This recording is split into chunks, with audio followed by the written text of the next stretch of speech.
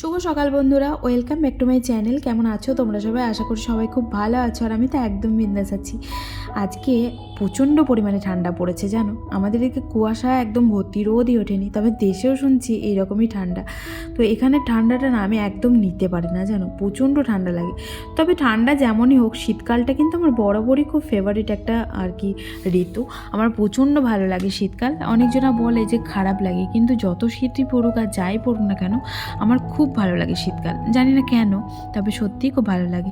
আর এদিকে দেখো বিছানা টিছানা তুলে ঘরটা সাফাই করে নিচ্ছি। ও গেল স্নানে, চাটা খেলাম এইমাত্র। আর আজকে বাঁধাকপি তরকারি করেছিলাম, অনেকটা টাইম লাগে যেন বাঁধাকপি তরকারি করতে। আর আজকে যেহেতু কাস্টমারের চাপটা একটুখানি বেশি হবে, তাই ভাবলাম যে অফ ক্যামেরাতেই সমস্ত কাজটা সেরে ফেলি। আর প্রত্যেক দিনই তো তোমাদেরকে রান্নাবান্না দেখাই, তাই আজকে আর কোনো রকম কিছু দেখালামও না। আজকে 10টার দিকে যেন কাস্টমার ঢুকতে লেগে গেছিলো। কারণ কি বলো তো, অ্যাকচুয়ালি আজকে হচ্ছে মঙ্গলবার। এবার মঙ্গলবারে সমস্ত সব কিছু বন্ধ থাকে আমাদের এখানে, সেলুন, তারপর পার্লার। তো যেহেতু আমি ঘরে পার্লার খুলেছি, তাই আমার পার্লার তো খোলা। আমার পার্লার শুধুমাত্র রবিবারই বন্ধ। তাই অনেক পার্লারের কাস্টমার আমার পার্লারে আর কি অ্যাড হয়েছিল, তার জন্য একটু বেশি হয়েছিল কাস্টমারটা। Good morning. তো এখন বাজে সকাল ওই 9টা, 9:30 মতন। আর আমার সমস্ত কাজবাজ কমপ্লিট। কাজবাজ বলতে রান্নাবান্না সব কমপ্লিট। রান্না তোমাদেরকে আজকে কিছু দেখালাম না, দাঁড়াও দেখিয়ে দিই। তো হয়ে গেছে রান্না, এই যে বাঁধাকপি হয়েছে আর রুটি হয়েছে। তো কালকে রাতে যে বাঁধাকপিটা কেটে রেখেছিলাম সেটাই আর কি। আর আজকে একটু ঠান্ডা ঠান্ডা লাগছে, তাই সকালবেলাতে সোয়েটার করে নিয়েছি। আর ওর খাবারও প্যাকিং হয়ে গেছে। তো এই যে খাবার প্যাকিং হয়ে গেছে, গাইদের জন্য রুটি, এই যে গায়ের জন্য রুটিও রাখা হয়ে গেছে। আর আমার সিঙ্কে এখন প্রচুর পরিমাণে বাসন পড়ে আছে, এই যে এগুলো সব মাজবো। ওকে আগে পাঠাই, তারপর জল খাইনি, দাঁড়াও। আর এই মাত্র ঘরটা সাপাই, মানে ঝাঁটটা দিলাম, বিছানাটা তুললাম। কারণ ও যেহেতু স্নান টান করে এসে পুজোটা দিয়ে দেয়, যার জন্য আমাকে ঘরটা সাপাই করে দিতে হয়। তো কোনো দিন মুছতে পারি, কোনো দিন মুছতে পারি না, একটু তাড়াহুড়োর জন্য। আজকে যেহেতু মুছতে পারিনি, আজকে শুধুমাত্র ঝাড়ু লাগিয়ে দিলাম।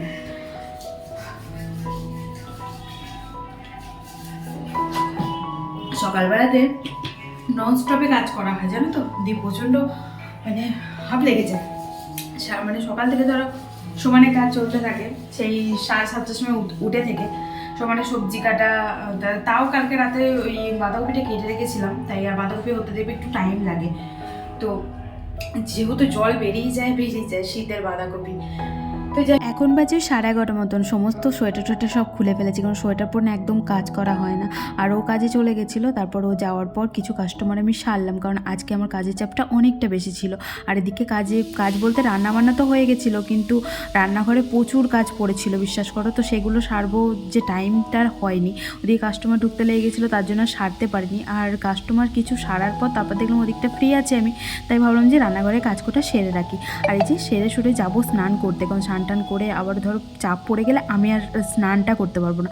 আর সেরকমই হয়েছে আমার জানো, আজকে খাওয়ার টাইমটা পাইনি। আর আজকে গ্যাসটাও এত পরিমাণে নোংরা হয়ে গেছিলো রান্না করতে গিয়ে, তো চারিদিকে তেল একদম ছিটকে যাতা কাণ্ড হয়েছিল। তাই ভাবলাম যে গ্যাসটা যাই হোক করে একটুখানি সাফাই করার চেষ্টা করলাম, তো ভালো করে হয়তো হয়নি, কিন্তু তাও ওই কাজ চলার মতন করে যাবো আমি স্নানে। তো চলো পরে আবার দেখা করছি তোমাদের সাথে। গুড ইভিনিং বন্ধুরা, এখন বাজে ওই বিকেল 5টা মতন। আর সেই সকালবেলাতে তোমাদের সাথে দেখা করেছি বলো, তারপর আর দেখাই করিনি। আসলে মনেই ছিল না যে ভিডিওটা আমাকে কন্টিনিউ করতে হবে। কাজের ওইদিকে ছিলাম, তো অনেকটা টাইম আজকে কাজ করেছি জানো, অনেকক্ষণ দাঁড়িয়ে মাজায় প্রচণ্ড পরিমাণে ব্যথা করছিল। তারপর জাস্ট একটুখানি বিশ্রাম নিয়েছিলাম, তারপর দেখলাম যে ও চলে আসবে, খাওয়ার জন্য তো কিছু করতে হবে, তাই চলে এলাম ঝটাপট কিছু করার জন্য। তো এদিকে রান্নাঘরে এসেই ফার্স্টে ভাবছি কী করবো, তারপর দেখছি যেহেতু শীত, পিঠের সিজন। তো পিঠে বলতে আমার কাছে তো এখানে চালগুড়ি টালগুড়ি কিছুই ছিল না, তাই যেটুকু আর কি ঘরের মধ্যে থেকে করা যায়, যেমন ওই সুজি টুজি দিয়ে একটা ওই গুড় পিঠে করব। তো এটাতে দুধ দিলে কিন্তু অবশ্য বেশি ভালো হয়, কিন্তু এই মুহূর্তে আমার কাছে ছিল না, যার জন্য দিতে পারিনি। আর এই যে এখন করছে হচ্ছে সুজি দিয়ে, তারপর গুড়গুলোকে আর কি কেটে কেটে নিলাম, কারণ পাটালিগুলো না হলে গুল ছিল না, তার জন্য চাকু করে একটুখানি কেটে নিলাম। আর তারপর এখন ভালো করে ব্যাটারটাকে তৈরি করছি। আর এটা কিন্তু আমরা দুজনেই খেতে খুব ভালোবাসি জানো, ও ভালো লাগে মানে ওরও ভালো লাগে আমারও ভালো লাগে। তো আমার কিন্তু করতে ব্যাপক লাগে আর হয়ও খুব সুন্দর, তবে ওদেরকেও একটু দিতে হবে ওপরে, তাই অনেকটাই হয়েছিল। ছোট্ট ছোট্ট করে দেবো, তাতে ভাজাটাও ভালো হয় আর খেতেও বেশ টেস্টি হয়। আর আমার এসব পিঠের জিনিসপত্র মানে বাসিটা খেতে বেশি ভালো লাগে জানো, তা টাটকার থেকে। লুচি বলো বা কোনো রকমের যে কোনো রকমের পিঠেই বলো না কেন, ওই বাসি মানে টাটকার থেকে আমার বাসিটা বেশি ভালো লাগে। কার কার এরকম ভালো লাগে একটু কমেন্টে জানিও তো, আমার না খুব ভালো লাগে। আর এই যে অনেক কটাই হয়েছিল জানো, এটা কিন্তু ঝটপট হয়েও যায় আর করতেও বেশ ভালো লাগে, তাই না? কি সুন্দর সুন্দর হচ্ছে, আর খেয়ে দেখলাম দারুণ হয়েছে। খাবেন, রান্না করতে করতে খাবো না তাই কখনো হয়? আমার মুখ চলতে থাকে জানো, কিন্তু আজকে একটাই খেয়েছি, কারণ না দুপুরে খাওয়ার পরই শুয়ে পড়েছি, খুব ঘুম পাচ্ছিল বললাম না, দিয়ে অম্বল হয়ে গেছে, তার জন্য আর খেলাম না বেশি। এখনো 2 থেকে 3 বার মতন হবে। এই দেখো এতটা আছে, চামচ করে হচ্ছিল না, যার জন্য এটা করে আবার দিলাম। ফোন করলাম, দিচ্ছি ভেতরে আজ হয়তো ফোন করতে পারবো না, এখন খেতে দেবো। ফোন করে নেবা কোনো ব্যাপার তো করবো, ঘেমে গেছে তো, চলো খেতে দেবো। হ্যাঁ ওকে ওই মালপোয়া করেছি না, ওই দেবো। সোয়েটার তো আমার শীত করছে না, বাইরে থেকে আসলে ওখানে শীত লাগছে, ঘরে শীত করছে না, গ্রামে এত যেতেছিলাম গ্যাসের ওখানে। তো একটুখানি গপ্প সপ্প করার পর এখন চলে এসেছি আবারও রান্নাঘরে। তো তোমরা দিনের মাথায় কতবার আমাকে রান্নাঘরে দেখতে পাবো বলো? তো আমি ওকে বলছি আমি সারাদিন রান্নাঘরে থাকি, তারপরেও বিশ্বাস করে না।